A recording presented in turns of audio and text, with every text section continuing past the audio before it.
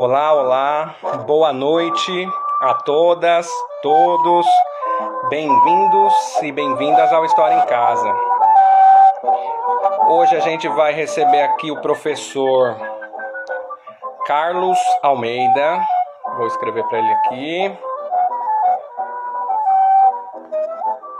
e a gente vai falar dos boletins de guerra de Júlio Mesquita. Estamos aqui ouvindo Chiquinha Gonzaga, música de 1914. Ele chegou aí, ó.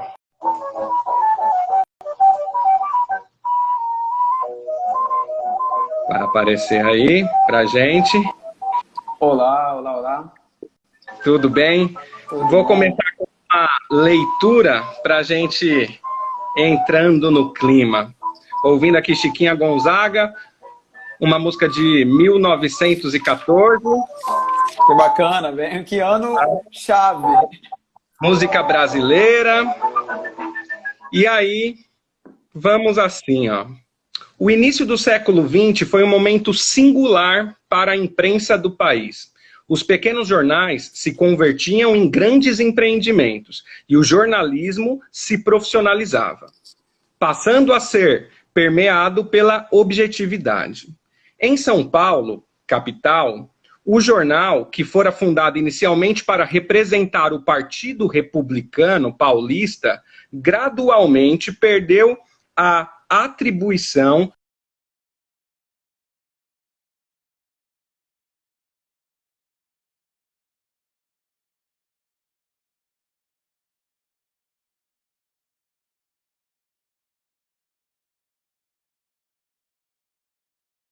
de Caldeira 2000. Foi.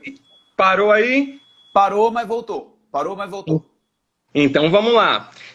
O contexto é a transformação do Estado de São Paulo como jornalismo partidário, tornando-se empresa jornalística com o objetivo de sobreviver de lucros, né? E não de rendas governamentais, que era a prática comum no contexto da época de 1910, né?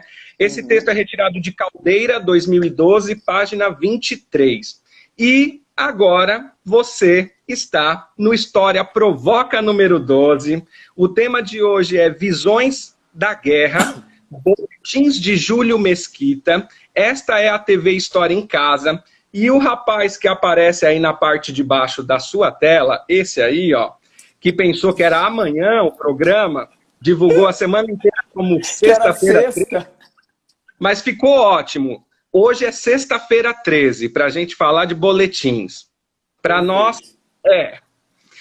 esse rapaz aí é Carlos Almeida. Ele tem graduação e mestrado em História pela Unesp de Assis.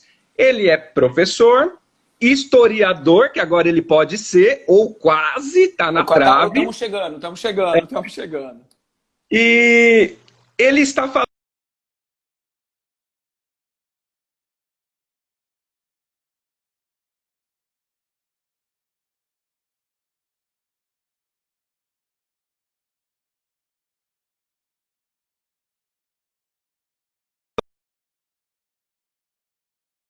Pra ter uma noção de como tá. Deu uma travada e voltou. É a minha? hoje, eu acho que é aqui. Hoje é sexta-feira 13. Sexta-feira 13. Hoje é sexta 13. Então vai. Tá falando de Presidente Prudente, São Paulo. Então, seja muito bem-vindo, Carlos. Hoje a gente vai estar meio assim na internet, mas vamos seguir. Tranquilo.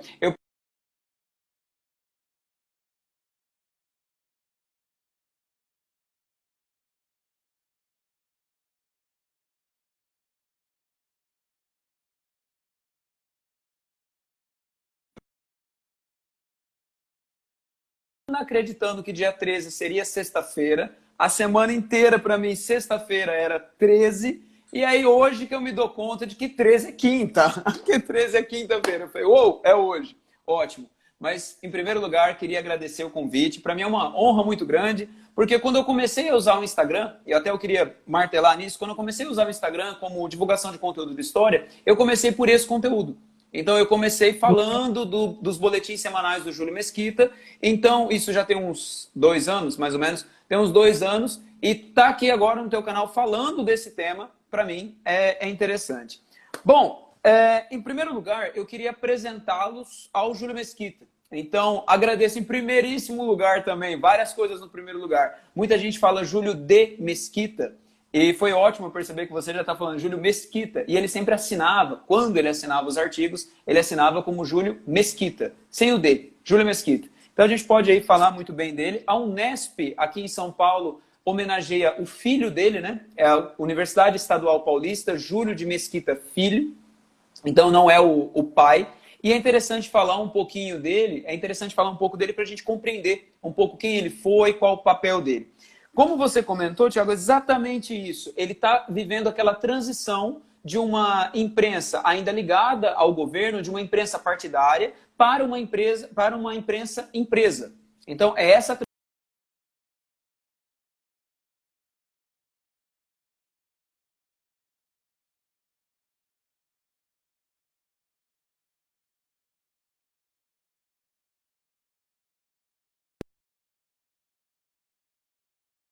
ele começa a trabalhar, ele nasce, né, em primeiro lugar, ele nasce, vou falando, beleza? Isso, vou falando vai, e depois... que eu vou pegando e a gente vai, é isso mesmo.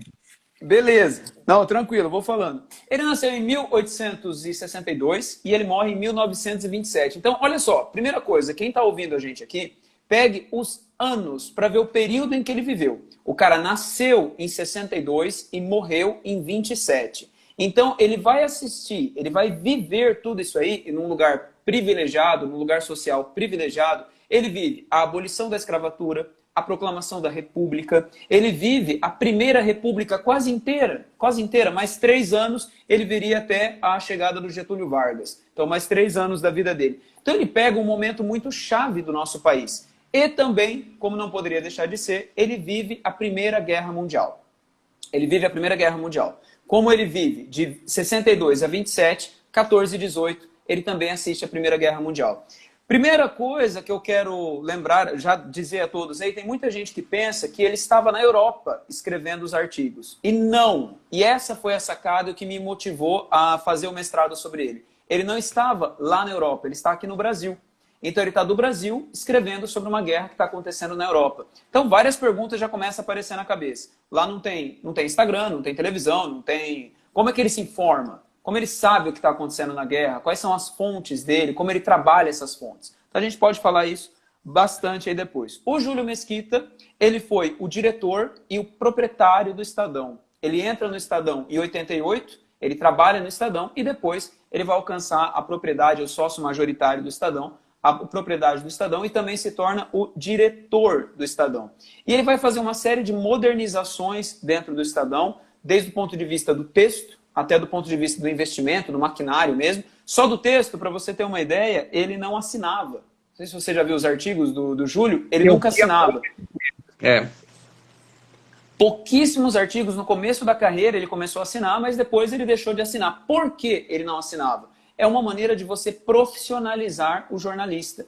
Então, quando ele publicava algo no editorial, por exemplo, ou nos boletins semanais, ele não colocava assinatura para mostrar que aquele texto era opinião não dele, mas uma opinião do jornal. É a posição do jornal. Por isso não tem a assinatura. Então, espero, se alguém ficou com alguma dúvida nesse caminho, pode perguntar, tranquilo. Mas só para localizar para vocês quem é o Júlio.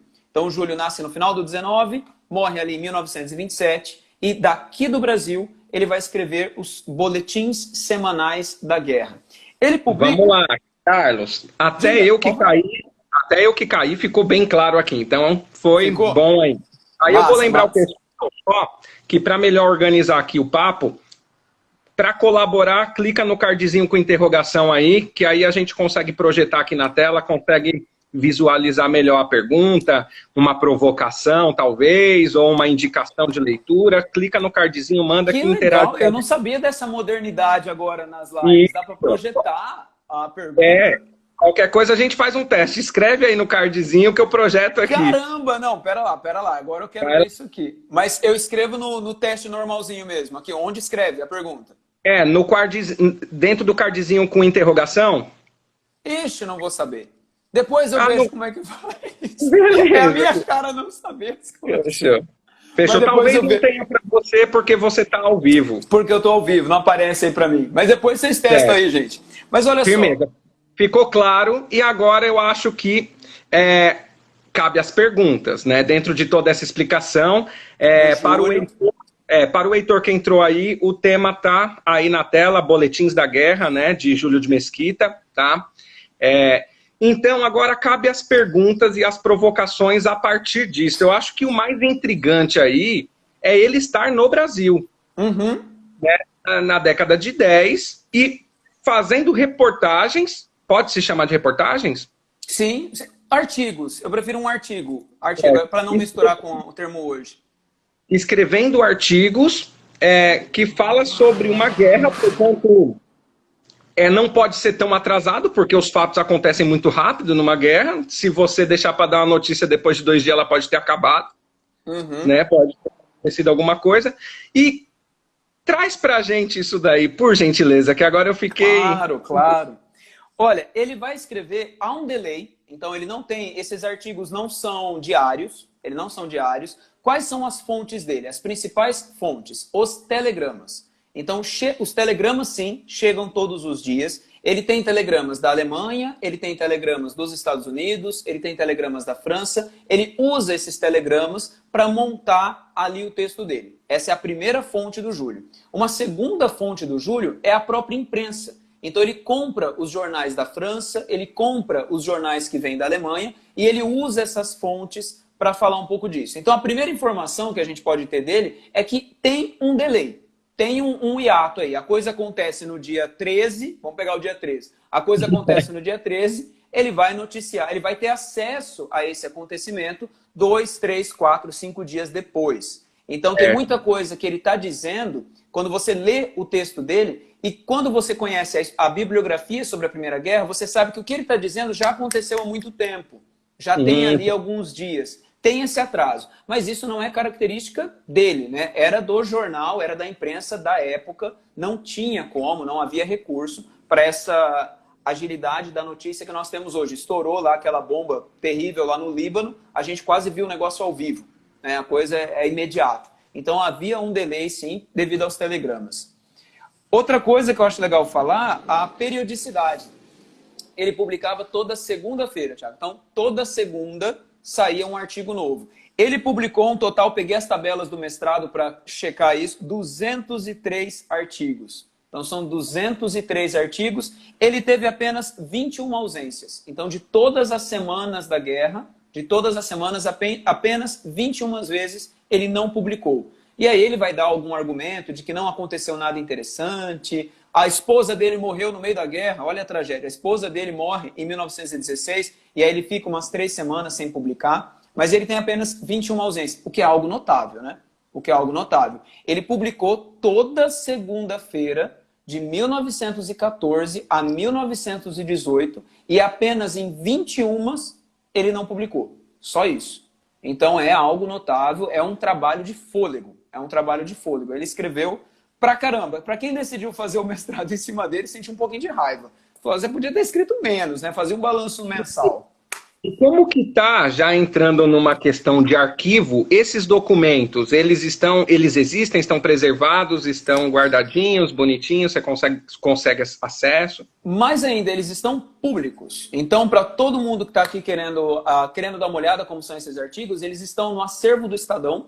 Pode jogar lá no Google, acervo Estadão. E aí você, logo que o Google vai te mandar para o acervo, você consegue colocar a data. Então você coloca lá, pega o calendário de 1914, de 1915, vê quais são as segundas-feiras, joga uma data lá de segunda-feira e aí vai aparecer o artigo. Ele está inteirinho, online, digitalizado. Quem quiser pegar o arquivo materializado, são os exemplares do Estadão que tem lá no arquivo do Estado, lá em São Paulo, que é possível também verificar, é possível você fazer uma visita agendada, mas eles estão na internet. E a editora Terceiro Nome fez uma publicação em 2002. Ela reuniu todos os artigos, eu tenho eles ali, depois eu posso pegar para mostrar. Reuniu todos os artigos, eles foram publicados em 4 volumes, também dá para ler. Só que eu prefiro ler direto no jornal. Eu não sei se é algo de professor de história, Mas isso aqui é importante até. O suporte da escrita, ela muda o sentido.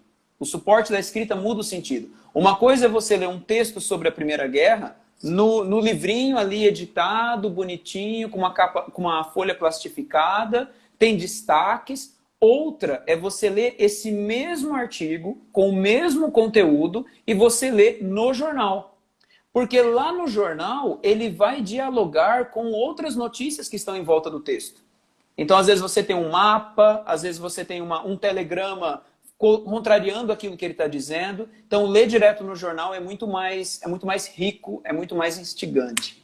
Além do texto, você entende o contexto, né? Onde ele está inserido. O Isso contexto. é importante. É. E pro historiador é inescapável. Você precisa, aquilo foi publicado num suporte. Você precisa ver o suporte. A menos que você queira ler apenas a título de conhecimento, saber o que ele falava. Aí sim, a edição de 2002 é suficiente para isso.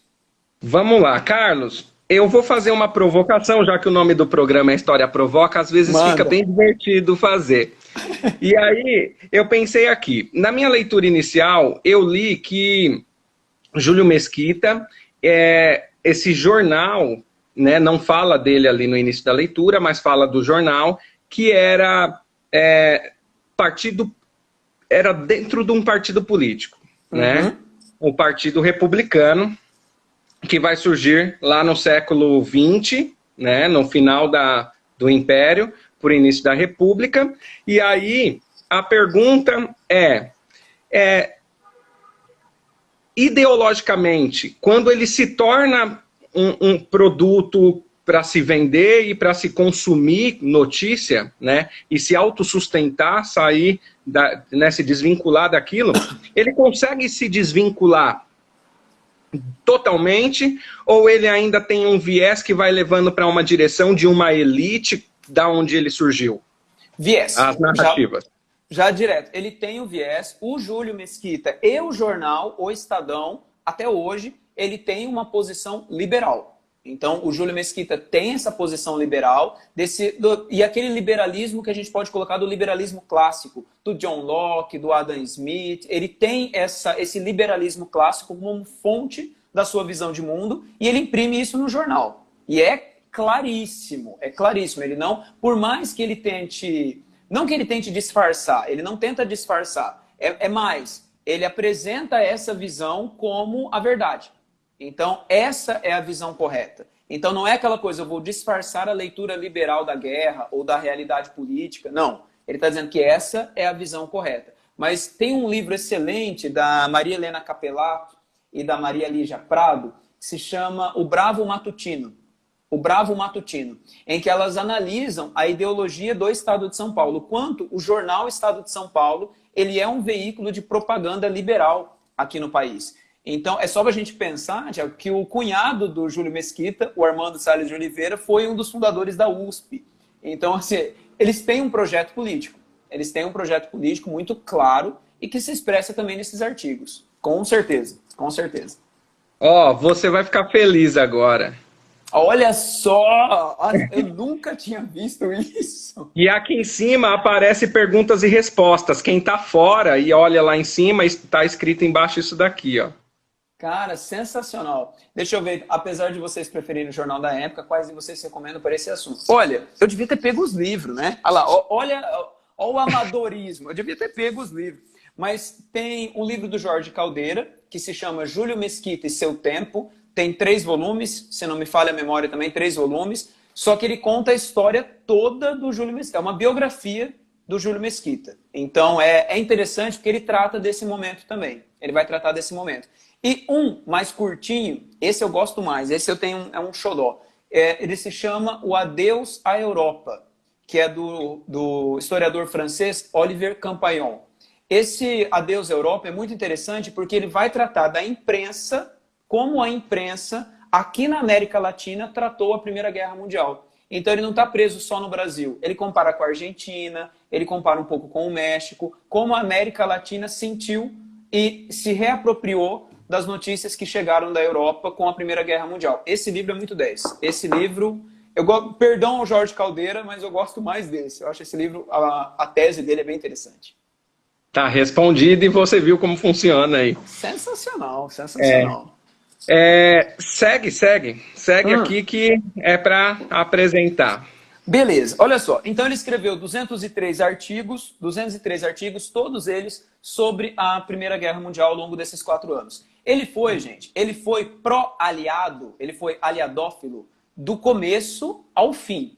Do começo ao fim. Ele nunca mudou a posição. Nunca. O primeiro artigo dele é do dia 6 de agosto de 1914. E no dia 6 de agosto de 1914 ele já era contrário à Alemanha. Ele já estava contra a Alemanha aí. E ele foi contra a Alemanha até 1918. Então a questão, quando você pega essas fontes, não é, mas de que lado ele estava? Se a sua questão for essa, no primeiro artigo ela já está respondida. No primeiro ele já dá a resposta. A questão é como ele mobilizou os argumentos para sustentar essa opinião. Como ele mobilizou isso? Quais eram os argumentos que ele tinha? Então essa é a grande pergunta. Como que o cara começa aqui do Brasil, defendendo a Alemanha de saída, de primeira, e ele sustenta a defesa, defendendo a Alemanha não, defendendo a França, contrário à Alemanha. E ele sustenta essa defesa até 1918. E aí você vai entrar num terreno que eu gosto demais, que é de um conceito que se chama cultura de guerra. Então quem está ouvindo aí, grave isso, cultura de guerra. O que é a cultura de guerra? Atualmente, quando você faz uma pesquisa sobre a Primeira Guerra Mundial, e quem está nos ouvindo quiser fazer uma pesquisa sobre a Primeira Guerra Mundial, dificilmente você vai encontrar institutos, universidades, orientadores que vão te orientar para uma pesquisa militar sobre a guerra, no terreno da história, tá? No terreno da história.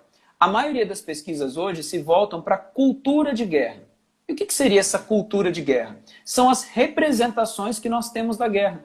Como as mulheres sentiram a guerra? Como as mulheres interpretaram a guerra? E os brasileiros? E os alemães? E os franceses? E as crianças? Como a guerra foi lida? Esse é o ponto. Como a guerra foi lida?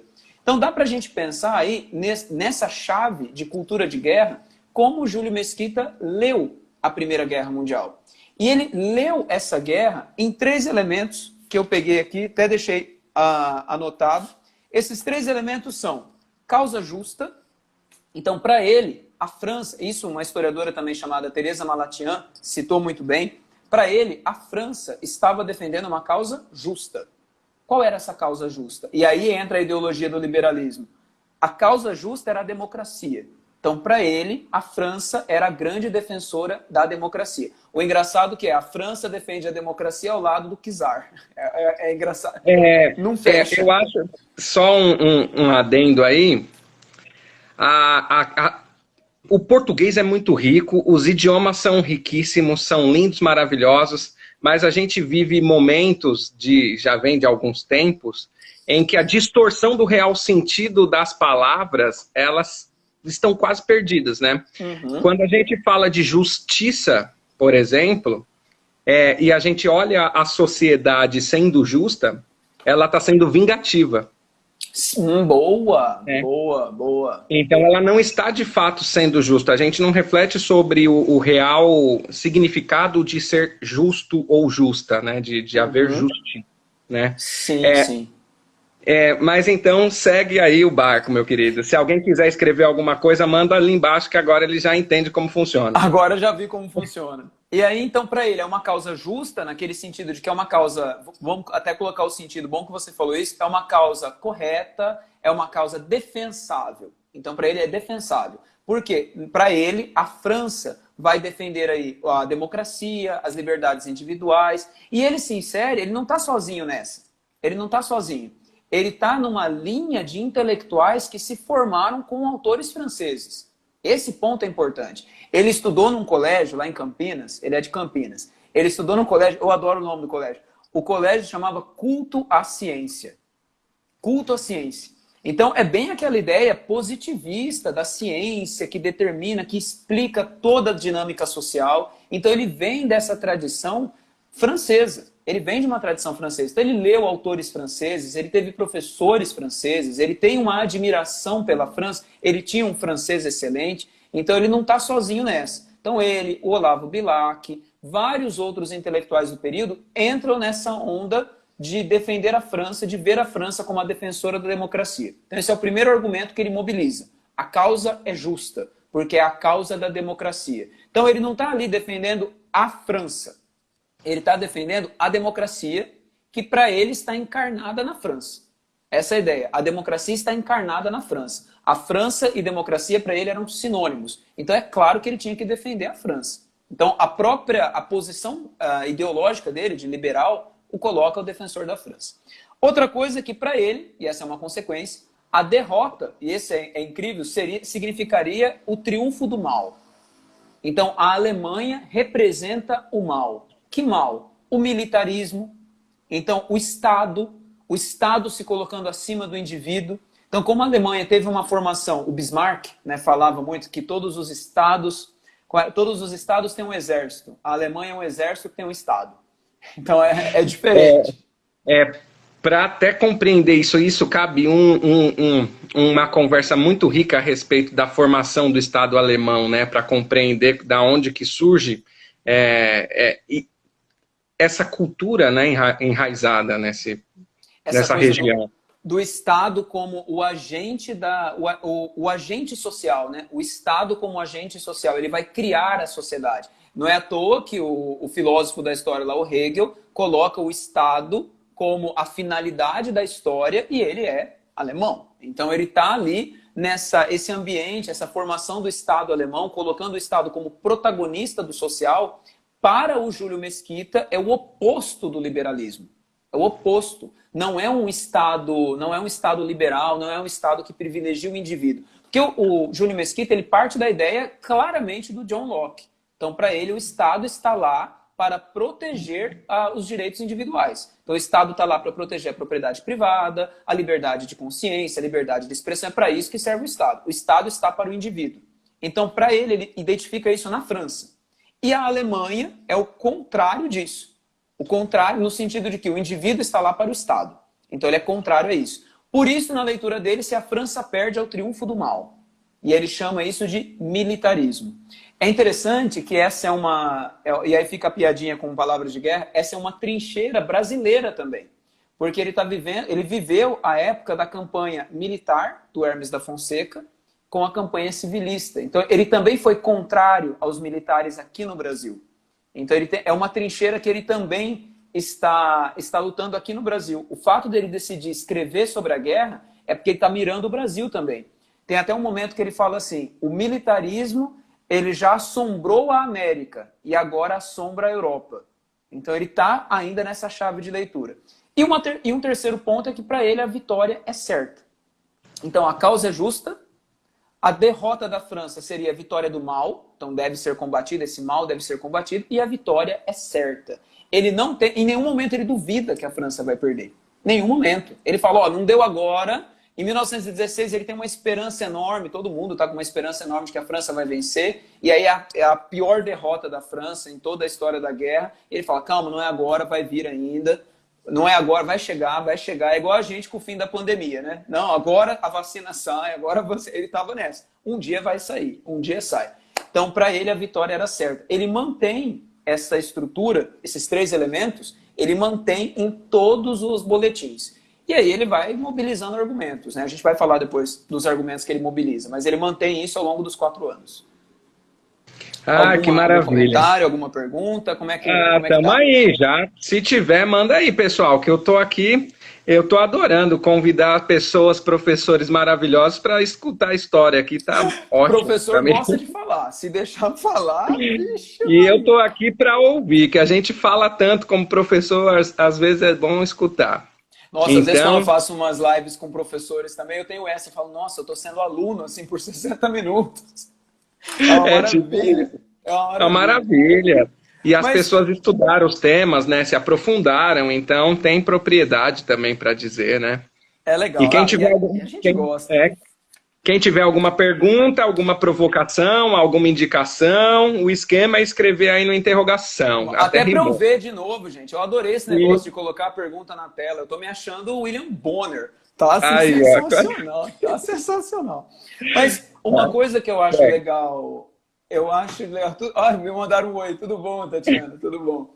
Uma coisa que eu acho muito legal para o pessoal de história é que a gente pode pensar assim. Mas será que eu posso usar os artigos do Júlio Mesquita como uma fonte para conhecer a guerra? Não, não dá. Não dá para você conhecer, usar essa fonte para você conhecer a guerra, a dinâmica da guerra. Por que não dá?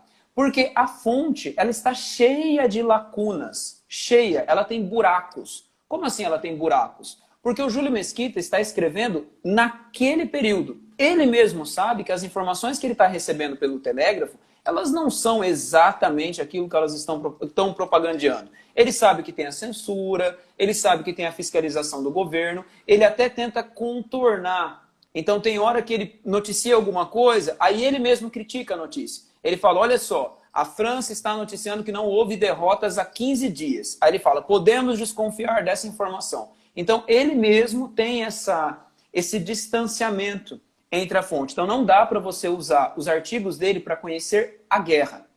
É preciso que você leia os artigos dele sabendo, e esse ponto aqui que é o mais importante, sabendo o que está fora do texto.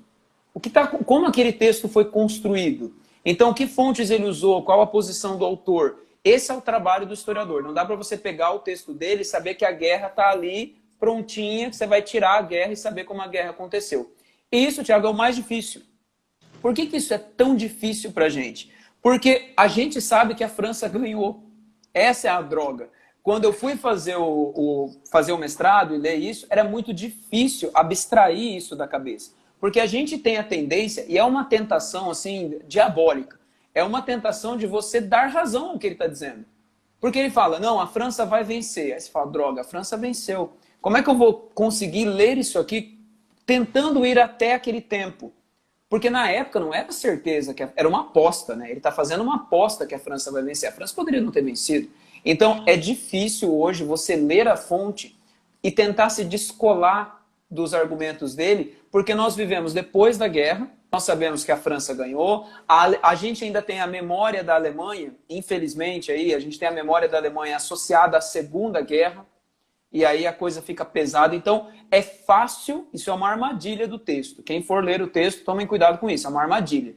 É fácil para nós hoje, em 2020, 75 anos depois da Segunda Guerra Mundial, é fácil você comprar o discurso do Mesquita. É fácil você associar a Alemanha com o mal, porque você olha a Alemanha e, infelizmente, você reconstrói a imagem do Hitler, porque a mídia acaba contribuindo muito disso para a gente, e também o fato da França já ter vencido. Então a gente tem uma tendência a não ter um distanciamento, um certo critério para olhar esse texto com uma distância. Fora isso, é um texto bem saboroso de a gente ler, ver quais os argumentos dele e tal. E o mais interessante, o que eu mais gosto do texto dele, é que ele começa, e isso é interessante para a gente ver como a guerra foi sentida no período.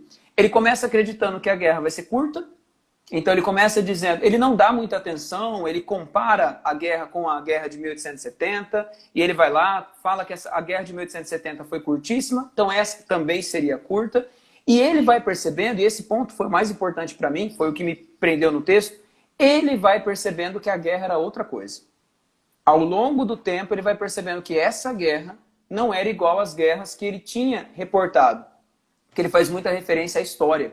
Então ele compara com Napoleão, ele compara com a Joana d'Arc, com Roma Antiga, ele vai fazendo esses ganchos com a história. Mas ali, em 1915, ele já vai percebendo que a guerra é outra coisa. Tem um artigo dele, de agosto de 17, é o artigo que eu mais gosto, e foi lendo esse artigo que eu tive certeza que eu queria pegar essa fonte para o mestrado. Eu devia ter pego o artigo aqui para eu ler, mas eu lembro ele um pouco de cabeça. Ele diz assim, ele fala, né, que em agosto de 1917 não tem nenhum jornal, nenhuma revista, não tem ninguém que não esteja falando da Primeira Guerra Mundial. Ele fala só da Grande Guerra. Aí ele fala, mas na verdade, a única coisa que nós sabemos sobre essa guerra é que hoje ela está em um ponto em que ninguém, em 1914, imaginava que ela chegaria. Então, quando eu li isso, eu falei, cara, ele mesmo mudou a leitura, que ele, apesar dele continuar defendendo a Alemanha, mas ele está vendo agora que não é mais uma guerra local. França, porque eu estou falando Alemanha toda hora, ele é contra a Alemanha. Apesar dele manter essa posição de defesa da França, contrária à Alemanha, a guerra inteira, ele vai saindo daquela chave de uma guerra local, uma guerra europeia, uma guerra no padrão século XIX, ele ele percebe, e essa é a sacada dele, a gente pode discordar da leitura dele, mas esse brilhantismo dele, isso deve ser reconhecido. Ele percebe que a guerra, ela toma vida própria. Ela toma uma vida própria e ela se transforma numa coisa que ele não estava esperando que acontecesse em 1914. Acho que esse ponto, para mim, foi o que mais me encantou. Eu não sei se alguém já fez alguma... Eu não sei se quem está nos ouvindo aí, se é professor de história e tal, mas se alguém já fez alguma pesquisa, sabe o quanto esse momento de paixão pela fonte, ele é esse estalo que dá, você fala, cara, isso aqui é importante. Essa parte aqui é importante. Isso é o que eu mais gosto. Tudo bem até aqui? Tá ficando claro? Tá tranquilo, tá Tudo ótimo. Claro? Ótimo. E aí eu separei algumas coisas aqui para a gente pensar o seguinte, quais são os elementos, então, com quais elementos ele pinta a Alemanha? Como ele vai dizer que é a Alemanha? Então, para ele, de um lado, a França é a democracia, a França é a defesa da liberdade, a França é a justiça. O contrário de tudo isso, o inimigo da França. E ele vai pintar a Alemanha como um Estado que esmaga o indivíduo, e ele vai pintar a Alemanha com aqueles elementos de barbaridade. Ele vai associar, e ele busca isso na história. Isso que é legal da gente pensar quanto a história pode ser mobilizada para propaganda. E ele vai, então, até a história da Antiguidade, até o Império Romano, para chamar os alemães de 1914, para chamar os alemães de bárbaros. Então ele vai dizer que a França, ela representa a cultura ocidental, que a França está ali trazendo a latinidade e que os alemães são os bárbaros que estão quase que tentando invadir de novo o Império. Então ele busca lá na história uma leitura para tentar entender o que está acontecendo ali na guerra. Então esse quadro da Alemanha é o mais importante. Uma nação estatista e uma nação que ele conecta com um barbarismo, com os chamados povos bárbaros, para tentar justificar a defesa da França. Acho que esse ponto é o mais importante. E o outro... Nossa, muito bacana, Carlos, esse resgate que ele faz do bárbaro. E ele chama, né, toda hora. Para colocar nas costas do alemão, lembrando que esse bárbaro pejorativo romano, né, lá de trás, que aí ele vai colocar todo esse peso em cima da Alemanha, né? Dessa história toda. E é isso que é triste pra gente, aí que tá a armadilha pro historiador do século XXI, porque pra gente é fácil fazer essa associação. É fácil. É fácil fazer essa associação, primeiro porque nós não temos contato com a cultura alemã. Então ela não chega pra gente. É difícil a gente ver um filme alemão, é difícil a gente conhecer a história da Alemanha, é difícil a gente falar alemão, então poucas pessoas aprendem alemão. Já a cultura francesa, ela chega para nós. Ela chega. Então todo mundo sabe o que é Paris, todo mundo já viu alguma imagem da Torre Eiffel, todo mundo sabe uma palavra ou outra do francês. Até alguns anos o francês era ensinado nas escolas. Então a cultura francesa chega pra gente. A alemã não. Ela é distante. Então esse é o primeiro elemento. O segundo elemento é que nós também temos essa leitura já carregada da Segunda Guerra Mundial. Tudo isso aqui para martelar naquela tecla que eu falei de novo, para bater de novo nesse ponto. Para o historiador, hoje, é tentador ler os artigos do Júlio Mesquita e comprar o que ele está dizendo. Eu lembro que às vezes eu passava lendo um tempão, e aí eu estava lá lendo os artigos, lendo. Eu lembro que eu terminava, eu estava com raiva da Alemanha. Eu terminava o negócio e falei, caramba, eu fiquei com raiva da Alemanha agora. Não, pera, vamos... Você é tipo ler falando assim, nossa, ele só tá falando verdades, só verdade, só verdade. Você vai assim, cara, ele te conquista no texto. Então eu fico imaginando, em 1914, o quanto aquilo também era tentador. Nós. O poder, né? O poder da escrita, o poder da mídia, né? E ele tinha uma escrita, uma formação, porque ele cita grandes escritores, tem uma parte dele mesmo que ele vai falar da grandeza da guerra. Ele é todo poético, muito impressionista, e aí ele pega e fala, não, esta guerra será descrita pelos futuros Homeros. Então, assim, estamos vivendo um novo período. Ele tem uma escrita cativante, ele mobiliza muitos argumentos dentro da história, e é tentador você cair nessa e você comprar, de fato, a leitura dele. E é por isso que tem uma historiadora que eu citei aqui, a Teresa Malatian, eu até peguei aqui, que ela chama isso de, e eu adorei o termo dela, de construção do convencimento. Ele quer convencer, então ele vai mobilizar argumentos para tentar convencer os brasileiros que o lado francês é o lado correto. E esse é o ponto que eu acho também fundamental sobre a escrita dele. Porque o Brasil, muita gente esquece isso, ou pouca gente sabe, o Brasil participou da Primeira Guerra Mundial, né? No dia 26 de outubro de 1917, o presidente Venceslau Braz e o Senado, né, declararam guerra ao Império Alemão. Então o Brasil participou da Primeira Guerra Mundial. Aí tem gente que vai fazer aquela piadinha lá das toninhas, que de repente os brasileiros foram atirar no mar, acharam que era um submarino alemão, atiraram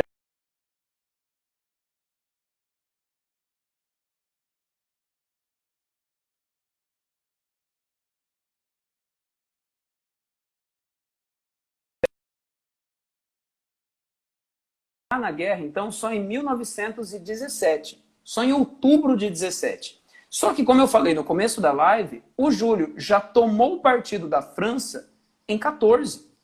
Em agosto de 14, ele já está defendendo a França. Sendo que o Brasil só vai entrar ao lado da França 3 anos depois. Olha onde eu estou querendo chegar. Esse é o primeiro dado. Júlio Mesquita não esperou a definição governamental. Ele já entrou 3 anos antes. E quando a gente pega os dados de 1914, o jornal, olhem isso, o jornal imprimia 52 mil exemplares diários. Diários. 52 mil pessoas assinantes. Isso aqui é assinante. 52 mil pessoas assinavam esse jornal. Então, agora junta as duas pontas. Se em 1914, 3 anos antes da decisão governamental, você já tinha 52 mil pessoas lendo esses argumentos do Júlio Mesquita, é claro que ele teve uma importância grande, é claro que ele teve um peso nessa definição governamental. Ele está escrevendo para o maior jornal do país daquele período, ele está escrevendo de acordo com os intelectuais daquele período, então ele é a voz daqueles intelectuais. Então é importante, e é uma lacuna que ainda está sendo escrita na história da nossa imprensa, desse papel da imprensa no convencimento do governo a entrar ao lado da França.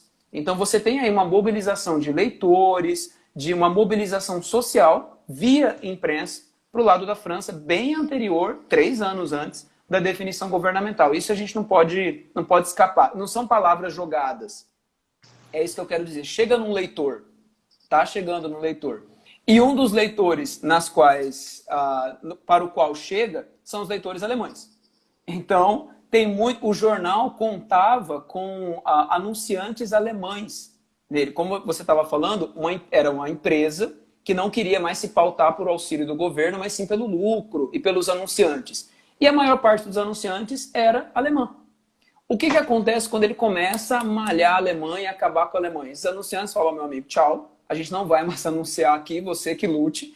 E aí eles saem e o cara entra numa crise. Em 1915, a crise é tão grande que eles têm que lançar uma edição vespertina. Eles têm que lançar o Estadinho, não sei se quem já conhece, tem o Estadinho, que é uma edição vespertina, uma edição que sai. Tem a edição da manhã, que é o Estadão, é aí que vem o nome. O Estadão sai de manhã, e aí tem o Estadinho, que sai à tarde, que é justamente para tentar repor essa perda dos anunciantes alemães. Ele sofre um processo, o jornal o Diário Alemão vai processar o Júlio Mesquita e o Estadão por difamação contra a Alemanha, então ele paga pelas palavras dele, ele paga. O fato dele, e paga caro, o jornal fica mais caro, tem que diminuir as folhas, então havia 16 páginas, ele tem que diminuir essas 16 páginas, tem que lançar outra edição, ele está cambaleando nas pernas. Então aquilo causa uma crise econômica. E ele mantém a defesa. Ele mantém a linha de não sou contra a Alemanha, vou continuar contra a Alemanha até o final. Então é uma defesa, ele parte de um ponto ideológico. É um princípio do qual ele não abre mão. Por isso que aquela sua pergunta de ele tentou ser objetivo, ele tentou... Não, a posição dele eu sou claramente favorável à França e é assim que vai ser. O Diário Alemão vai processar, vão tirar os anúncios, ele vai continuar favorável à França. É uma questão para ele aí, de princípio, do próprio jornal. Carlos, depois que o governo brasileiro declara a guerra à Alemanha e se posiciona, aumenta muito a tiragem de jornal e de busca pela fonte dele? Eu não fiz uma pesquisa sobre os leitores. Como a minha pesquisa ficou mais... Eu tenho dados da quantidade de assinantes, porque isso fica já direto no jornal. Mas eu não sei, isso aí precisaria ser pesquisado. Eu não pesquisei se depois da entrada do Brasil houve uma busca maior. Pode ser que sim, porque... Lembra que eu falei sobre as ausências? Nós temos, por exemplo, em 1916, tem 8 segundas-feiras que ele não publica. Então tem 8 semanas, 2 meses, que ele não publica. Só que em 1917, que é o ano em que o Brasil entra, não tem nenhuma ausência. 0. Bom. Ele publicou todas as segundas. Então isso pode ser um indício de que em 1917, que os Estados Unidos também entraram na guerra, né? No dia 6 de abril de 17, os Estados Unidos declaram guerra. Em 1917, a tiragem estava muito maior. Então, por isso que ele não ficou ausente. Mas isso aqui eu tô... Mas é possível, é possível. É possível. Porque 17 é o ano-chave, né? É o ano que os Estados Unidos entram, é o ano da Revolução Russa, é um ano que não dá para pular, não. Não dá para ficar sem escrever, não dá para pular. Tem que escrever toda segunda-feira. Até no Brasil, né? Os operários em 17 também. A greve operária, que a gente... 17 é um divisor de águas, né? 1917 é um divisor de águas. Ó, estamos a 15 minutos aproximadamente do final, só para se localizar no tempo. Não sei como que tá as anotações aí. Eu tô adorando. E aí, ótimo. quem quiser participar já sabe, escreve aí, a gente lê aqui, interage e faz acontecer a história por nós mesmos. Perfeito. Para todos. Então segue aí, a partir de onde você está. Aí, eu queria apenas... Deixa eu ver aqui para cortar uma parte aqui. Bom, eu queria destacar 2 coisas, então. A primeira, que ele não é um mero copiador. Então, tem bastante gente que pensa assim, não, mas então ele apenas requentava a notícia. Ele pegava a notícia da França, pegava a notícia ali da Inglaterra, ele requentava a notícia e passava para o brasileiro? Não. Tem uma atividade aí, uma atividade ativa fica estranho, mas tem uma operação ativa. Ele é um leitor da guerra. Isso é importante. Ele é um leitor da guerra. Então, ele também se distancia de suas fontes. Como eu estava dizendo, ele usa muitas vezes um telegrama ou usa um jornal, só que ele também se afasta daquela notícia. Muitas vezes ele exerce uma crítica. Na semana seguinte, ele fala, na semana passada eu noticiei isso, isso, isso e isso, só que na verdade hoje sabe-se que não foi. Ele também faz um exercício aí de autocrítica. Então a gente não pode ter uma ideia de que ele foi um mero requentador de notícias vindas da Europa. Tem uma atividade, tem uma operação sobre esse material. Então, esse é o primeiro ponto. E o segundo, que eu acho interessante também, é o fato do quanto ele tinha essas notícias, né? Do quanto essas notícias que ele tem estão próximas ou não dos acontecimentos. E aqui eu pego só um exemplo, para não ficar maçante, que é o exemplo da Batalha do Somme. A Batalha do Somme foi a pior batalha da Primeira Guerra Mundial. Ela começa no dia 1º de julho, e ela vai até o dia 18 de novembro, se não me falha a memória, dia 18 de novembro. Então ela dura 5 meses. Esta batalha de 5 meses, ela matou 1.200.000 pessoas. 1.200.000. Uma vez eu fiz uma coisa macabra com os alunos, mas era uma maneira de tentar humanizar isso. Porque quando eu falo para eles que a Batalha do Somme matou 1.200.000 pessoas em 5 meses...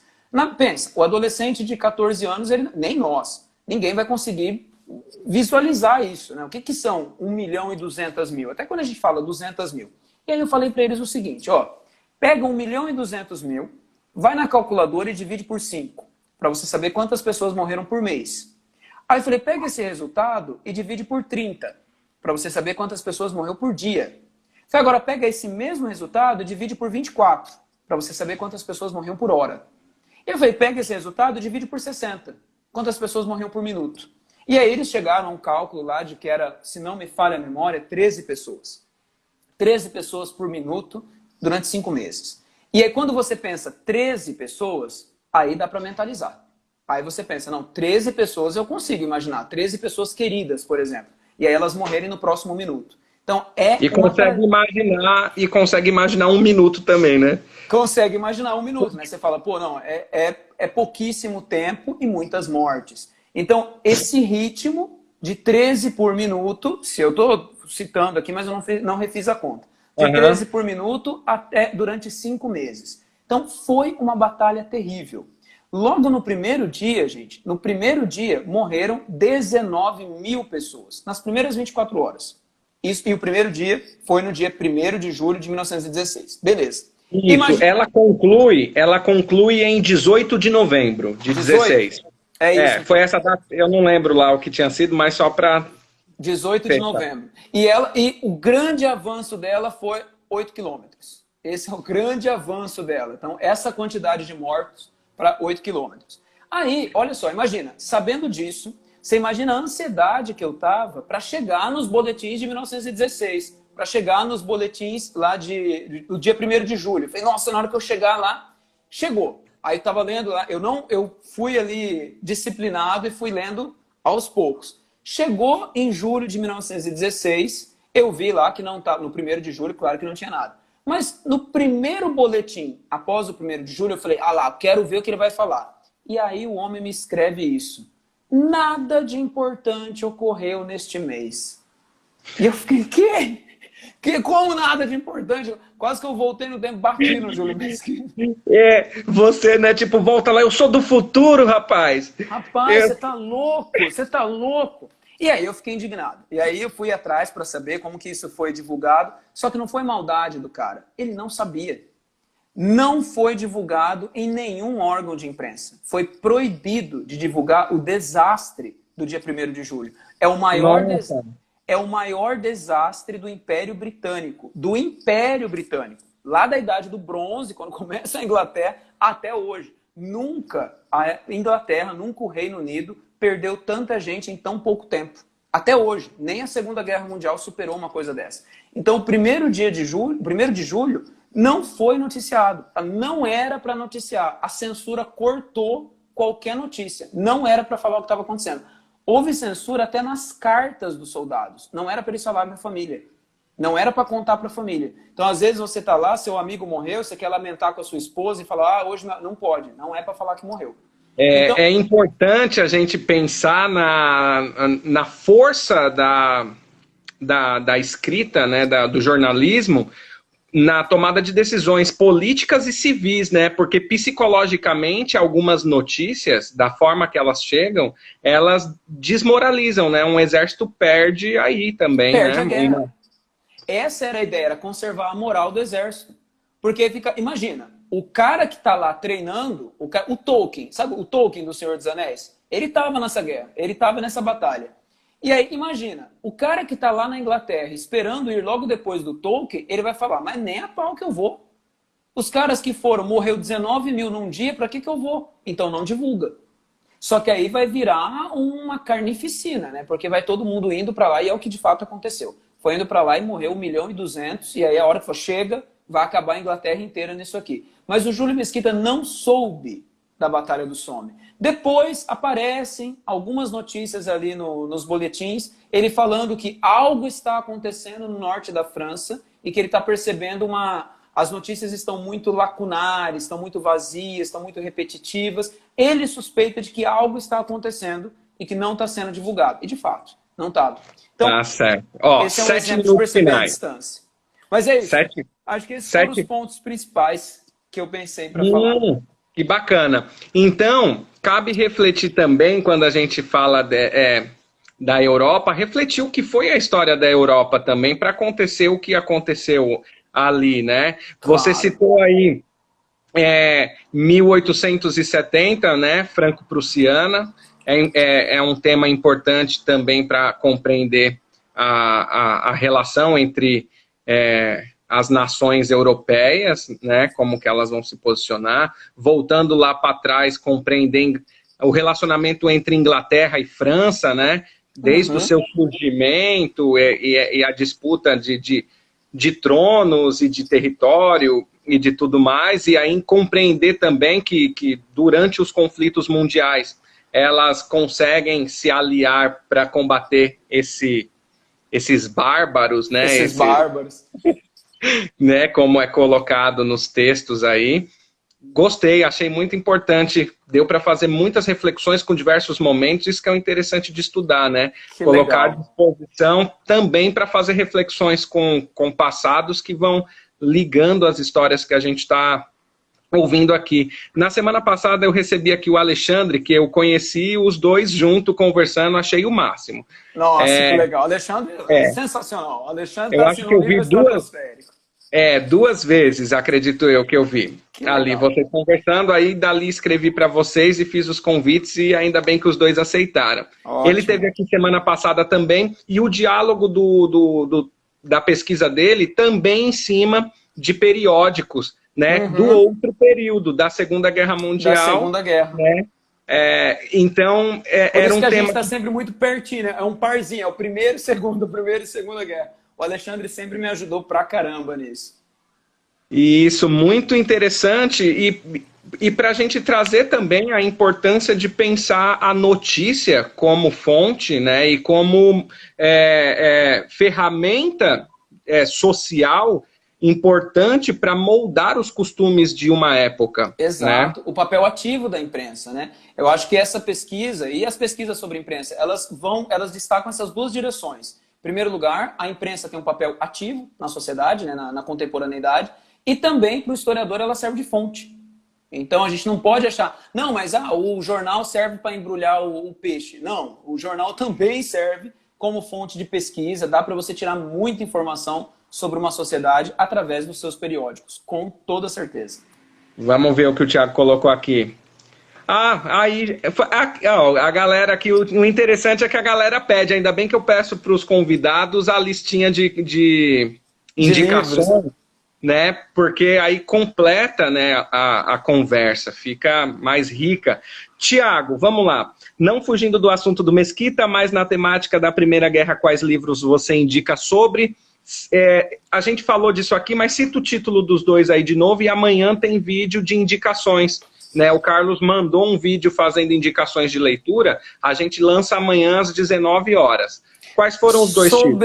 Eu falei do Adeus à Guerra, Adeus à Europa, e falei do Júlio Mesquita, do Caldeira. Mas para o Thiago, sobre a guerra, tem um livro que eu gosto demais, que ele se chama Canhões de Agosto, da Bárbara Tuchman. Canhões de Agosto. Esse livro te dá você quase vê o início da guerra. Ela fala do início da guerra apenas, mas o Canhões de Agosto dela é um livro sensacional, é apaixonante. Uma grande historiadora, recebeu vários prêmios. Indico pra caramba, sobre a guerra, o livro dela. Tá certo, e amanhã tem vídeo, né, para quem tá vendo no futuro, né, igual a gente tá falando do passado. Já né, pensa, quem né, tá leitor? Para quem tá vendo no futuro, busca aí as indicações que a gente tem na sequência desse vídeo, uma indicação de leitura com os convidados da semana. Segunda-feira a gente tem o Brasil em Casa, e que a gente falou de ditadura militar no Brasil, e hoje... Primeira Guerra Mundial aos olhos de Júlio Mesquita, então segue aí dois temas que são muito requisitados aí, né, que o povo procura bastante. Amanhã a gente tem esse espaço de divulgação. Chegou mais alguma coisa aqui? Vamos ver. Chegou. Olha aí, boa. Lari Mariotto. As mulheres tiveram alguma participação na Primeira Guerra? Sim, principalmente. Tem uma série na Netflix que se chama Women at War, As Mulheres na Guerra. É uma série, apesar de estar esse nome, é uma série francesa que fala bastante disso. As mulheres tiveram uma participação muito importante na guerra, principalmente porque o lugar social ocupado pelos homens, com essa, imagina, só na Batalha do Somme, 1.200.000, vai ser ocupado pelas mulheres. Então, o papel das mulheres, além dessa retaguarda, além no civil, na manutenção do alimento, das armas, no pós-guerra a mulher também vai ocupar um lugar social que era do homem. Então, o movimento sufragista e tudo isso é impulsionado pela Primeira Guerra. Boa, boa.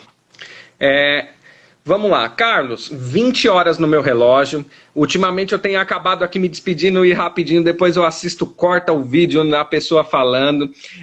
Então, para antes que o Instagram avise pra gente, que ele só avisa nos 30 segundos, o Instagram podia avisar com 3 minutos, ia ser ótimo. Né?